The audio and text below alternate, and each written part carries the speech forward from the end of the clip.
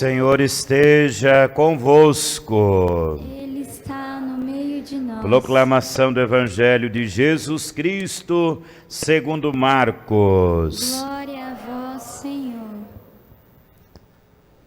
Naquele tempo, Jesus disse a seus discípulos: naqueles dias, depois da grande tribulação, o sol vai se escurecer e a lua não brilhará mais. As estrelas começarão a cair do céu e as forças do céu serão abaladas. Então vereis o Filho do Homem vindo nas nuvens, com grande poder e glória.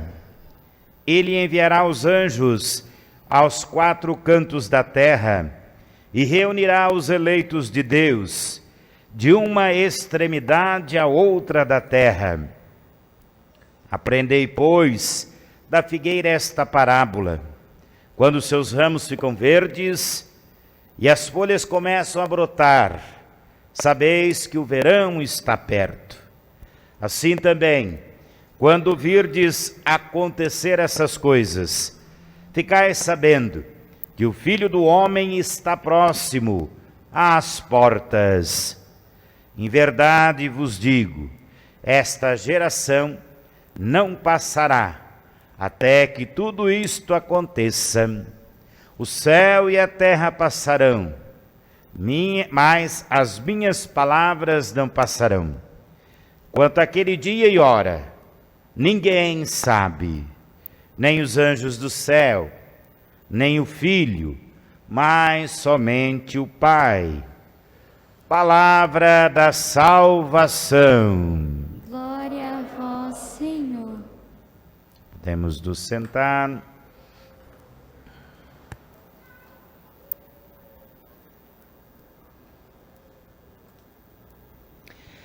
Caríssimos irmãos e irmãs, celebramos o 33º domingo do tempo comum.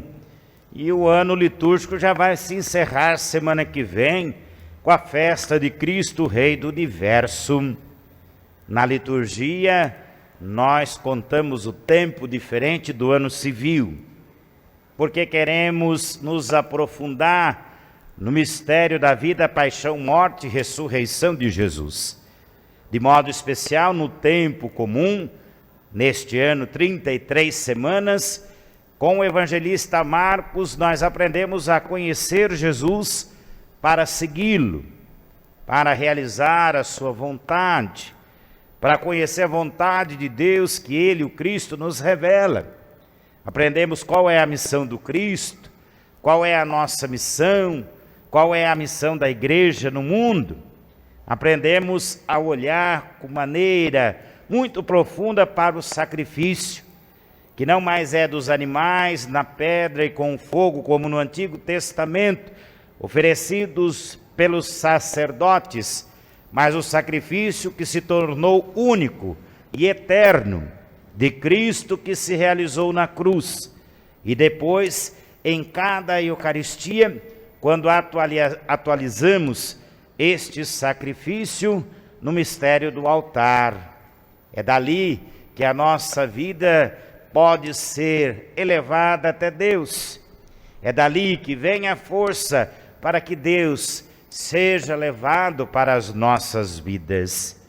E prestemos atenção, porque o desfecho dos ensinamentos sobre Jesus vão acabar apontando para o fim dos tempos, mas um fim dos tempos escatológico, o fim dos tempos na parousia, o tempo da graça que se realiza plenamente para a vida humana. E então precisamos recordar que Deus marca o tempo diferente de nós, apenas em 3 momentos. O passado, que nos ajuda a guardar as coisas boas e tirar daquilo que não foi tão bom as lições, para que não possamos pecar de novo. O futuro como proposta, como oportunidade de realizar tudo aquilo que ainda nós não vivemos, mas podemos viver em Deus. E o principal para Deus é o presente. É agora, nesse exato momento, o tempo da graça, da salvação, o tempo de Deus para as nossas vidas. Deus não muda de ideia, não volta atrás. Tudo que ouvimos na primeira leitura, na profecia de Daniel, ouvimos no Evangelho, da boca de Jesus, transcrito por Marcos. E tanto na época de Daniel, quanto na comunidade de Marcos, o povo de Israel estava passando por um momento muito difícil, de opressão, injustiça, infidelidade. Inclusive, quando foi escrito o texto de Marcos, o povo de Israel está tentando uma revolta contra o Império Romano, mas não tem forças diante desse império tão poderoso. E o que isso vai nos dizer? Que quando as coisas estão mais difíceis na vida humana, é que nós precisamos mais de Deus. É que Deus mais age em nosso favor. Naqueles dias, depois da grande tribulação, o sol vai perder a luz. Imagina, o sol que não clareia mais, a lua perde o brilho, as estrelas começam a cair do céu, as forças do céu serão abaladas. E aí, para os pessimistas está ótimo, é a hora de acabar com tudo mesmo, condenar todo mundo e pronto, acabou, porque o mundo e o ser humano não tem mais jeito. Mas para Deus não. É hora de ver o Cristo que vem com poder e glória das nuvens para nos socorrer, para nos ajudar. Então ele envia os anjos, como na profecia Deus enviou Miguel para o povo de Israel. Jesus envia os anjos aos 4 cantos da terra, para chamar, convocar todos aqueles e aquelas que têm fé, e fazer o reino acontecer. Se quando a gente olha para a figueira e vê que ela está brotando, diz Jesus, já vai florescendo, a gente sabe que vem o verão, diante das maiores, mais profundas adversidades humanas, quando nós conseguimos reconhecer, enxergar, aceitar o Cristo que vem em nosso favor, temos que ter a certeza de que o reino é possível, de que Deus não nos abandonou. E Jesus é bem claro, pode até passar o céu e a terra, mas minhas palavras nunca passarão.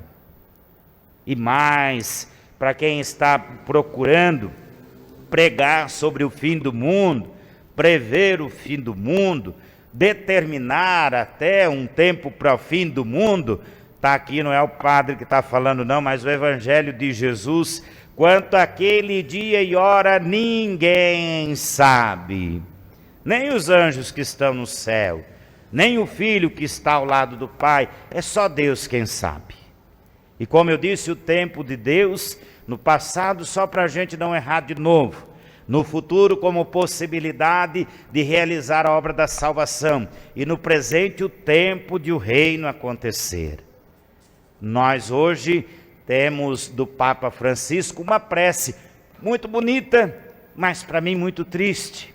É o 5º ano que o Papa institui esse final de semana como Dia Mundial dos Pobres ou do Pobre. A intenção é bonita, mas constatar que ainda num mundo com tanta riqueza existe pobreza e miséria é uma decepção muito grande para nós. É uma fraqueza humana que tem força suficiente para ser superada muito facilmente. E o Papa diz que a miséria não está só quando existe a ausência dos bens materiais. Ele diz, por exemplo, a violência contra a mulher revela outra miséria, a miséria existencial. O esvaziamento da nossa imagem e semelhança diante de Deus, da nossa humanidade. Mas padre, eu não tenho dinheiro para matar a fome de todas as pessoas necessitadas do mundo, mas tenho 1 quilozinho para repartir uma vez por mês com os vicentinos. Tem capacidade de ensinar os teus filhos e a tua família que o alimento é sagrado, que ele não pode ser desperdiçado, ele tem que ser aproveitado. Você tem a capacidade de fazer escolhas políticas, econômicas, que promovem a melhor distribuição dos bens da criação, dos bens humanos. A riqueza não é para fazer com que alguns tenham de tudo e outros não tenham nada. A riqueza é justamente para fazer que todos tenham de tudo e não falte nada para ninguém. Porque a abundância de Deus é infinita. Quanto mais plantamos, mais colhemos. Quanto mais trabalhamos, mais produzimos. Mas infelizmente desperdiçamos demais. Infelizmente, como eu disse, não distribuímos de uma maneira justa tudo que nós conseguimos produzir. E tantos outros exemplos mostram a emergência, a urgência do reino de Deus na vida humana. O reino é tão urgente que o profeta Daniel disse que primeiro a gente tem que lembrar que antes de existir até mesmo as nações, Deus já existia e pensava o melhor para nós. Depois Daniel vai dizer que nem os mortos devem ficar fora dessa urgência. Quando Deus nos conclamar para o seu reino, até quem está na sepultura deve se levantar. Alguns para a glória, outros, infelizmente, para a condenação. De novo, o profeta diz que o anjo Miguel, o grande príncipe, virá em defesa do povo de Israel. Um povo que está na angústia. E vocês lembram na semana passada, a leitura do Apocalipse de João, que chegaram nos céus que trajavam vestes brancas, lavadas no sangue do Cordeiro, e que vieram da grande tribulação. Em meio à grande dificuldade e às provações que o reino precisa acontecer. E quem é que vai fazer voltar a brilhar o sol e as estrelas? Quem é que vai ser luz para esse reino acontecer? Diz o profeta, aqueles e aquelas que não perdem a fé, aqueles e aquelas que são perseverantes, aqueles e aquelas que alcançam a virtude, brilharão como as estrelas no céu por toda a eternidade. É nós que temos fé que vamos fazer com que a luz de Deus possa expressar a força do seu reino tão urgente para a vida humana. E o que nós cantamos no Salmo, que foi uma oração do povo de Israel, está servindo para nós ainda hoje. Guardai-me, ó Deus, porque em vós me refugio. Já refletimos sobre a necessidade da confiança absoluta em Deus, da confiança absoluta na palavra de Deus. E neste final de semana, na confiança absoluta que é possível o reino acontecer. Mas padre, olha aí a nossa volta, o mundo está cheio de pecado, de coisa ruim, de injustiça, de maldade. Pois está cheio de coisas ruins, porque ainda nós não vivemos de fato o que Jesus pediu. Porque na segunda leitura, na carta aos Hebreus, nós vimos que aqueles sacrifícios que os sacerdotes repetiam constantemente para o perdão dos pecados sem eficácia, não existem mais. O sacrifício absoluto de Cristo perdoou de uma vez por todas o nosso pecado. Então agora nós precisamos com Cristo vencer os nossos inimigos, vencer o pecado e suas consequências de morte. Agora a oferta que nós trazemos para o altar não é mais para perdoar o nosso pecado, mas para santificar a nossa vida, para nos levar à perfeição. Então, para este mundo cheio de coisas ruins, este mundo cheio de pecado, é preciso que nós continuemos a fazer com que o Cristo, no memorial da Eucaristia, repita sempre que possível o sacrifício que redime a humanidade, que nos traz a salvação. Esse sacrifício é definitivo, vai acontecer, vai se atualizar quantas vezes for preciso, até a nossa salvação. Então que nós possamos nos fortalecer com a palavra, a Eucaristia, e dar pelo menos o mínimo que podemos, e no compromisso de fé o máximo que conseguimos para que o reino aconteça.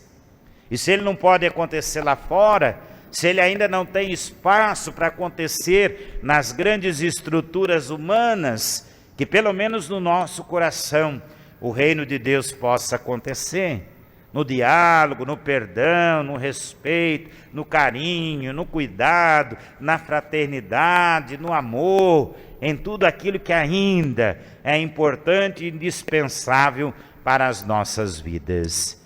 Que o Senhor nos ajude a ver e a ter a certeza de que esse reino acontece quando nós vivemos a fé no nosso coração e precisa com urgência acontecer no nosso mundo. Amém.